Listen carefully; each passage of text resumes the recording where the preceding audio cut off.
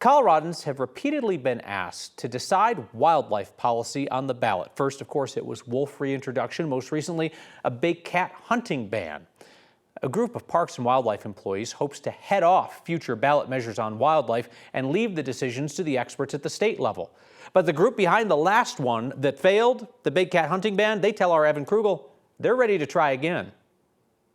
Colorado ballot boxes have become a popular place to decide wildlife issues, from bringing back wolves to a recent proposal to ban the hunting of mountain lions and bobcats. It was surprising. We were all surprised that we didn't win. Julie Marshall's proposal with Cats Aren't Trophies failed by about 300,000 votes, but she believes it was close enough to send a message to Colorado Parks and Wildlife. Over 1 million voters said yes. We said that is nothing to sneeze at. Marshall believes the controversy surrounding the wolf reintroduction approved by voters in 2020 played a role, along with a resolution from a group of CPW workers led by Casey Westbrook asking for wildlife decisions to be left to the professionals. Folks have learned that there's a lot more complexity than what can just be put in a few sentences on the ballot. Westbrook says he was relieved the proposal failed. Now he's calling for an end to future wildlife-related ballot measures.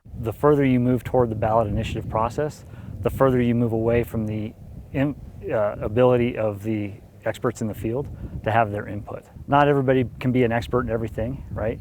I don't try and tell my surgeons how to do surgery on me, right? But Mitchell argues her group tried to go through CPW commissioners and even legislators before turning to the ballot. We thought long and hard about a ballot measure, and we felt like because we exhausted the system, it was our only chance. I think the key is we care, and that's a beautiful thing when people care. So I would say when people care, you should support that, not try to shut it down. She's hopeful CPW will dive deeper into the legality of using dogs to hunt lions, and says if they don't, Coloradans may get another crack at it in November. Anything's possible.